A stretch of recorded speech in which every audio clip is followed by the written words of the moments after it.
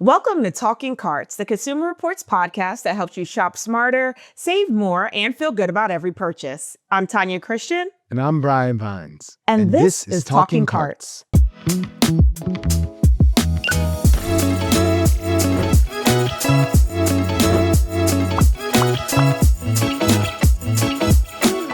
On the last episode of Talking Carts, we learned all about Consumer Reports' baby top picks of 2026. And we got a cart full of advice on everything from strollers to car seats to registry bonuses and the dreaded baby walker. Do not buy them. Do not. That episode also exposed Tanya and me to be whatever the opposite of baby product consumers are called. So in the interest of equal time and out of respect for May being National Pet Month, we are back with another cart full of advice helping your fur baby live their best life on a budget. The hat is back, Tanya. Yes, the hat is back. I mean, I have a sweatshirt that says Dog Mom because, I am obsessed with Duke. You know that. He's my first dog, and I don't know, they're just really great. Yeah, my boy is Logo, and he is my third adult dog. I have a dog and a cat, Logo and Phoebe. So Phoebe's my cat girl and Logo's my good boy. And so you have a cat and a dog, so you can you better know than I do. Are they both equally expensive? I mean, Logo probably has more grooming, right? Well, in the world, he would have more grooming, except my husband does the grooming. Oh, nice. So he cuts the dog's hair. So we save a nice chunk of change there because the first time he ever went to the groomer, because Logo's got a lot of hair, the haircut was less than great. Less than good even. So we're like, oh, well, if he's going to look that crazy and we paid $100, we might as well give a go at it. I've looked at the numbers and they say that dogs are a little more expensive than cats sometimes when it comes to the total yearly care, which we're going to get into. But I don't know. In my house, I think it might be a balance. I mean, maybe because I have a doodle, but I mean, I'm paying every 6 to 8 weeks $140 for Duke to get groomed. So that alone adds up, plus his monthly topper for his kibble, which I know people are going to crucify me because I still give him kibble, but it's so expensive to do the fresh food every month. So I give him kibble, I give him a real food topper. That's my balance. So I guess that's where our expense comes in. Everything we save on grooming goes into food because he is on one of these services. You know, they send us frozen blocks of food every month. Now, America's love affair with pets is on an upswing. I mean, I don't think that's really a big shocker to us. But since 1996, the dog population has grown from an estimated 52.9 million to 87.3 million in 2025. Over the same period, the number of cats in homes has expanded as well, from 59.8 million to 76.3. And those aren't even the most impressive numbers. The American Pet Products Association projects consumer spending on pets to reach $165 billion this year. Oh my goodness. That is a whole lot of kitty litter going on, $165 billion. Well, the American Veterinary Medical Association estimates that, as we talked about earlier, upkeep for a dog, including routine care, food, and toys, averages around $1,500 a year. Now, for cats, the range is broader, somewhere between $1,000 to $3,000 a year to take care of your cats. So to talk about all of the shifting and how we can make those numbers work in our favor, we're turning to an in-house expert that we haven't caught up with since the very first episode of Talking Carts, Tanya. CR's Deals editor, Samantha Gordon. Welcome back to Talking Carts, Samantha. Hey, it's so great to be back. Now, before we dive into the deals of it all, you've got to let us know, Samantha, do you share your life with any undeclared dependents? I do. I have 2 cats, Amos and Peaches. They're very sweet. I love that. I'm very lucky. Amos and Peaches, cute. I actually got Peaches for Amos, so Peaches is Amos's cat. Oh, I do have a cat and a dog right now. I don't know if they're for each other, but they do get along. I have a little one question quiz for you, Samantha and Tanya. So we're looking at $165 billion that we're spending on our pets. So I would like you two to tell me the top 3 spending categories for pet care. I would say, if we're counting it, vet care, food, obviously, and then toys, because we love to spoil our pets. Okay, Sam's got a vet care, food, and toys. For me, it would be vet care, food, and grooming. Oh, that's a good one. I have a dog. I have a doodle, so he's pricey. He's pricey on the grooms. All right, so to kill the suspense now and the tension, now you're both right, but you just didn't have the order. Those are absolutely the top 3, but in order ascending. The lowest amount is spent on supplies and OTC medicine, and that represents about $35.6 billion in spending. Next in line was veterinary care and product sales. So that's about $42 billion. But at the top of the heap is pet food and treats, which account for nearly $70 billion in sales. We're feeding them, we're taking them to the vet, and then we've got all the associated supplies, which I guess could include toys in there. That's definitely an essential for my cats. My dog is not into toys, and I know some other dogs aren't really into toys, but I feel like it's like every cat is into toys. My dog is not much of a toy either. He thinks that I'm the toy because if I'm not playing with him with it, he is not interested in toys. So Sam, this month you wrote about the best deals on pet products. Is that an aisle that regularly has sales? Yeah, absolutely. We see sales on everything all the time, and pet products are no different. So this includes everything. We're talking food, we're talking toys, we're talking grooming, all of the different things that you're buying. If you're buying them online, you can find sales. And there's plenty of great ways to get discount products in stores too. I mean, I know I buy all of my toys at like Marshall's and Five Below. They tend to be cheap there and they're easy to get. Even my grocery store sells pet toys. Yeah, I spend a lot of my time walking those aisles as well, but I never think about the online pet stuff.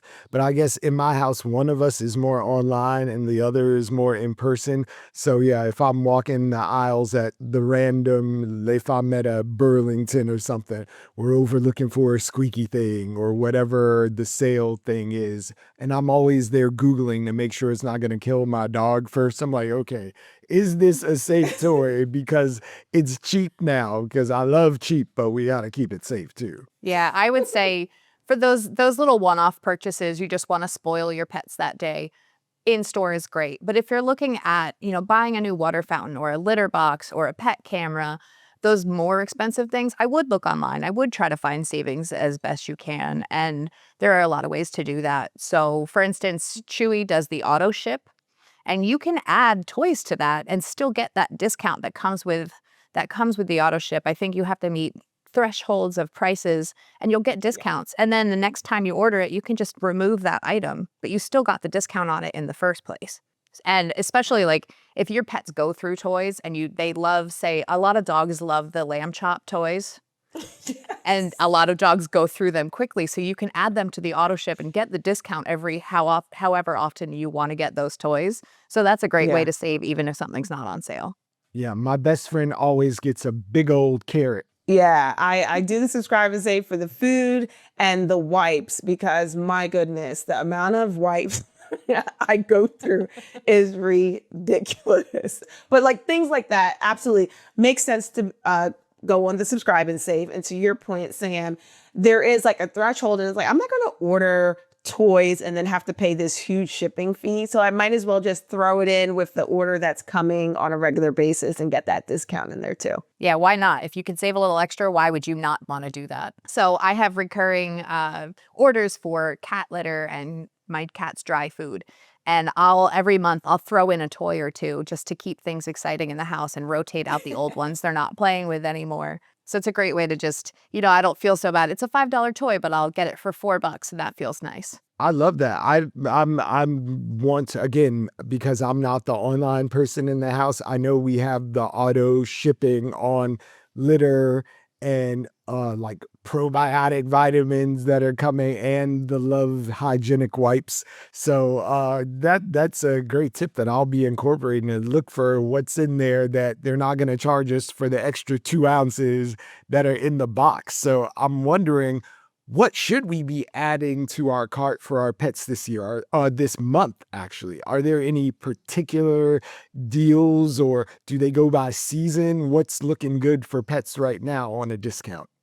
Well, outside of major sales, things come and go in terms of sales. So you really have to keep an eye on it. I know that there's always discounts on pet water fountains and automatic feeders. They might not be around constantly, but they do come and go. So if you find one that you like, just keep an eye on it and watch for that price to drop.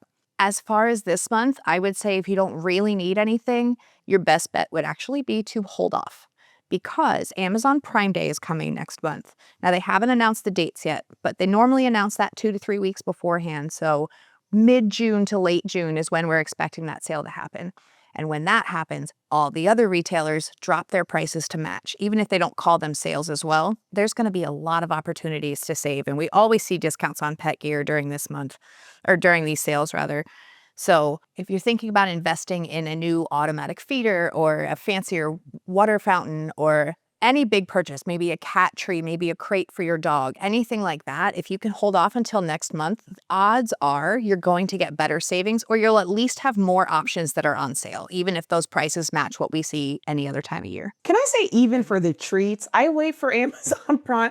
Duke has this, like, it's they're like chicken hearts or something. They smell terrible. He loves them, but they're pricey. They're his high value treat. And they always go on sale during Prime, and I save a lot of money that way. I mean, they really discount them. So I think it's like, even if you have treats, and you know they like them, wait for that Amazon Prime Day sale, because often you find them on sale. Oh, absolutely. You could really stock up on treats, on food, on litter, all of those consumable items that your Yes. pets are going to have. Stock up and you won't have to worry about it. And then Black Friday is not too far behind Prime Day. Stock up again. And if you hit those two sales, as long as the expiration dates don't come quickly, you're going to be able to save all year.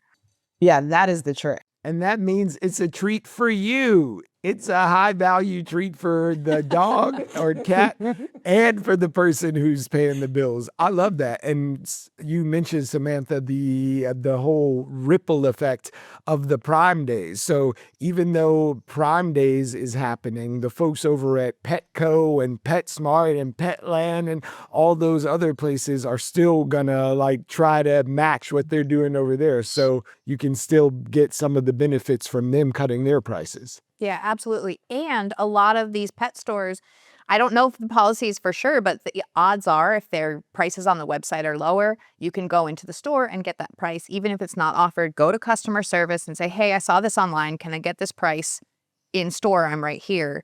They'll say yes. And if they say no, order it online, schedule it for in-store pickup, and just get it there anyway. So you don't have to wait for shipping. So that's also a nice little bonus. I love that. More news you can use.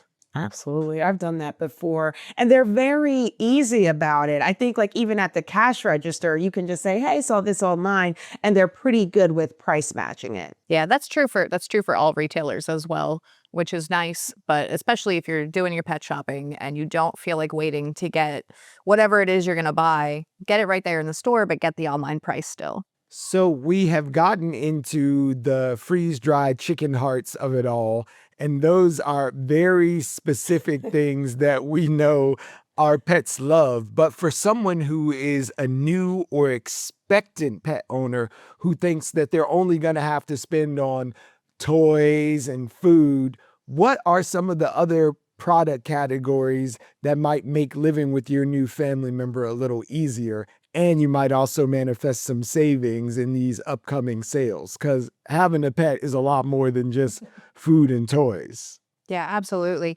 So it's important to make bigger investments on certain items that are going to be better for your pet. They're going to be higher quality. So a new leash for your dog, you probably don't want the one from the dollar store. They might not be that bad. But if your dog pulls a lot, you might need something that's a little bit more resilient. And there are lots of options for that, from low prices to high prices. You can also look at cat water fountains. I know I'm looking at a new one. I have a wireless one currently, but it's got a lot of plastic parts. So it's starting to get a little gunky and I hate cleaning it. And they make ones that are completely stainless steel. So that's what I'm looking for this coming month. Automatic pet feeders that you can set to schedules that have RFID tags that you can put a tag on your pet and it only opens for them. These are pricier items, but they might be really effective if it's a multi-pet household and they're constantly fighting over food. But you're not going to want to drop $200 on that. So maybe if you wait until Prime Day, it's $150 wherever you're shopping, you know. Litter boxes. The stainless steel litter boxes are really in right now. I know you also included things like vacuum cleaners to clean up that hair and air purifiers that aren't like strictly for pets, but they are for pets and for your life. Yeah, absolutely. The other one I was going to mention was pet strollers. So I have one for my cats, no judgment. No I have way. one for my cats to get them outside and give them a new experience. It's part of my enrichment stuff that I do for them. We go to the dog park and he watches the dogs. I kid you not. So that could be a fun one. There's also pet cameras. So if you're going out of town or even if you're just at the office and you want to keep an eye on things. I know Furbo makes one that used to be $100 and it's dropped down and the average price for it now is like $30 and it tosses treats. You can talk to your pet through it. It's very cool. But there's also, regular smart cameras if you don't want something that's that pet oriented, you just want to watch what's going on. Lots of different things. And yeah, vacuums are a big one. There's robo vacuums that are designed for pet hair that work pretty well for getting that out of your carpets and things like that. As someone who covered air purifiers at Consumer Reports for a very long time, I will say having an air purifier with a dog, it is a really nice to have because sometimes, Duke is scratching and I'm like, what is all of this flying into the air? But the air purifier just wraps that right on up. So yes, if you are a first time pet parent, especially if you have a dog, you may want that. And for sure, during Amazon Prime Day, you will have plenty of options that go on sale. I always love to highlight the Blue Air because those are they're fantastic. Great. And I have one at home. So I'm always like, get it when it drops down. You will love it. It works. Yeah, Blue Air tends to have good sales around that time. You can get it direct from Blue Air. Amazon carries them. They're not on sale all the time. So the last time I saw a lot of sales was back in March because it was National Sleep Awareness Month. So there were sales around then, and I haven't seen any since, really. The prices are pretty stable. So I'm expecting on Prime Day for a lot of those prices to drop back down. So the best thing you can do is do your research, figure out which one is going to be best for the size of the room you're going to put it in, for the number of pets that you have, and take into consideration the cost of replacing filters. Because if you have pets, you're going to be replacing them a lot more frequently. I just replaced mine. The light had been on for about 2 weeks. And I was like, all right, let me take a look. And it was disgusting. It was just all cat hair. It was so gross. I was like, no wonder why this hasn't been working. That'll do it. You're good at 2 weeks. Sometimes I'm looking at that light like, it has a few more days left. It was more like a month. I was just trying to cover it up. In our house, it's always running a race because Tanya got me on the air purifier train. So it's always a race now between all the filters. Everything needs to be changed every moment, I swear. All the time. Because this is exactly what I was talking about, the unexpected things that no one can really tell you when you get a pet until you're living with them and adapting, that you do need a good vacuum cleaner. You need a lint roller. You need that filter change. You need all of these things to keep your pet healthy and to make the living environment great for everyone. And you can do it on a budget, which is what we really love. Oh, lint rollers is so real. I think I have 4 or 5 of them stashed all around my apartment. And those are great because you can pick them up at the dollar store for super cheap and you're not spending tons of money on those. Amazing to have around. Do I remember to use them? No. I walk out covered in cat hair anyway, but I have the option if I remember. That's funny. I lint roll Duke's little uniform because he has a greeter job. So I lint roll his little bandana before he goes to work. Make him look spiffy. That is so cute. We love a spiffy boy. So before we release you back to your cats, Samantha, is there one thing that you are looking at? We know you're going to maybe switch out your cat fountain for something else, but is there any other sweet deal you predict might be coming down the pike as we anticipate these Prime days? I expect discounts on everything. The majority of pet sales around Prime Day tend to be on treats and cat food and dog, all pet food. Sure. So that's where you see the bulk of the discounts. But I am in particular looking for a new cat tree because my cat, she needs to lose a little weight. And she broke the top of the cat tree. It was leaning and leaning and leaning, and it snapped the other day. So I'm in need of one of those, and I have a couple of different options in my shopping cart currently, so that I can keep an eye on the prices. And I know what they cost now, so come Prime Day, I'll know, am I actually going to save more, or can I put this off another few weeks and get it for the same price? Again, always dropping gems just casually about ways that we can save. Thank you so much for joining us again on Talking Cards. Don't let another 15 episodes pass before we get back in the room, Samantha. Oh yeah, I can't wait to be back. This has been a blast. Now, Brian, earlier you talked about the benefit of getting experts in the room. In addition to being the co-host of Talking Cards, Brian, you are a bit of an expert on pet insurance. You've written about pet insurance for Consumer Reports, and in your article, Is Pet Insurance Worth It?, you explored insurance plans as well as alternatives to traditional insurance. Brian, I'm going to welcome you as our expert today. Welcome to Talking Cards. I've been wanting to be on this show forever. Thank you for having me. So, okay, let's start with that headline. Is pet insurance worth it? So it's one of those long, short answers, but it is a very individualized thing. But I can say, according to the folks who Consumer Reports surveyed, some 3,583 policy holding pet insurance folks who we surveyed over the course from December of 2024 to January of 2025, 67% of them said they thought pet insurance was worth the cost.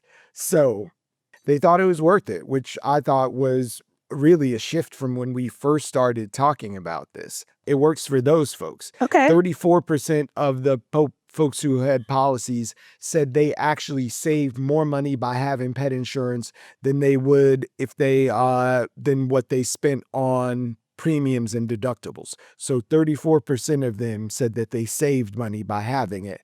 And then 20% said they broke even. Okay. So when you look at those numbers, it's funny because 34% said, oh, I saved money, 20% broke even. But then overwhelmingly, 67% of people say it's worth it. So yeah, it's a very individualized thing. And I don't think I have pet insurance. I just have a insurance plan almost, right? Like, so it's with Banfield, and I just pay it monthly, and that covers all his shots. It covers his dental cleaning once a year. It covers any visits to the vet. I'm not paying out of pocket. So that's I guess it's a form of insurance, but I think it's worth it. It's worth what I pay. I'll say that. I don't mind it. But let's simplify. What are the basics of pet insurance, starting with the average premium cost? So one of the things that you described is what makes pet insurance so variable, because there are a few different formulas. The folks at Banfield offer like this sort of managed care model where it is everything that you described, where you're just putting down monthly a little bit and you get your visits and you've got your doctor who you see all the time and they welcome you back and they know all of the ins and outs because they've this established relationship with you. A different form of pet insurance can be more a la carte, depending on who your insurer is. And we had 14 that we ranked in our rating, from the traditional Liberty Mutuals and Nationwides of the world all the way down to the Fetch and Lemonade and app and web-based places. But the basics of most of those forms is can be highly a la carte. Number one, many of them have a compensation model that you actually get reimbursed. So when you show up at your vet's office, you have to be able to pay that bill right there in person, put down your card or a wad of cash, and then you file a claim with your insurer to get whatever the amount that you have contracted with them to get back for your reimbursal rate. So that's one thing that might take a few people something to get used to. So you got to be able to pay the bill right there. So at the point of service to your vet, looking at reimbursal rates. How much do you want to be reimbursed back? Are you going to get 70% of the money back? Are you going to get 80% of the money back? Are you going to get 100% of the money back? This is all something that you can go back and forth with the insurer to get at a comfortable, workable number for you to be paying every month. And you asked me about those premiums. The average premium price that we saw was about $54.50 a month. Okay. So that's putting in the low price ones and the high price ones, and it came to about $54.50. But it's such a specialized and variable a la carte offerings when you have pet insurance. But three things are true. Your price is going to be based on where you live, the type of animal you have, dog, cat, and then more specifically, the breed. And the number one biggest determinant of your insurance may be the age of your pet. So the three drivers of pet insurance cost premiums are your location, the type and breed of pet you have, and the age of that pet. Yeah, and are those premiums locked in? Premiums are locked in for that period that you have contracted for. So if you've got that yearly premium, you're in. But one of the biggest things that people contend with is premiums that shift by as much as 50%, and in some instances more, year over year. So we generally give folks the advice that if you're in the insurance game, wherever you are, the best defense against rising cost is taking your business across the street, around the corner, down to someone else, because they are more competitive when they're trying to bring you in generally. But one of the biggest things that folks do have to contend with is those increasing costs year to year as policies expire and your pets get older. Because much like insurance for the humans around here, they count on younger, healthier people to put into that pool as folks who get more age and tend to develop conditions draw out of it. And the same is true for these pet insurance plans. And, you know, our pets unfortunately don't live as long as we do, and things start to present, you know, quicker in their lives because they have shorter lives. So you pay a lot more for aging pets than you do for a new puppy that you bring into an insurance policy. Okay, so last question. Is there something people might find surprising about pet insurance? Well, I think that reimbursal model is surprising because most people think, hey, I'm paying every month, and then when I go, you pay for whatever I need to have done. But the reimbursal is something that is shocking at first to folks. But I think the other thing that we talked about, the fact that your premiums can jump so much year to year, is something that people should brace themselves for, and then again be ready to take their business elsewhere. One other thing that might surprise folks is you might price compare when you are doing your insurance, but you should also do the same when you go to the vet, because they all have different prices and level of service. So if you are at a vet and you think they're a little pricey, call across town, call another vet and see what they charge for the same service, and you can negotiate.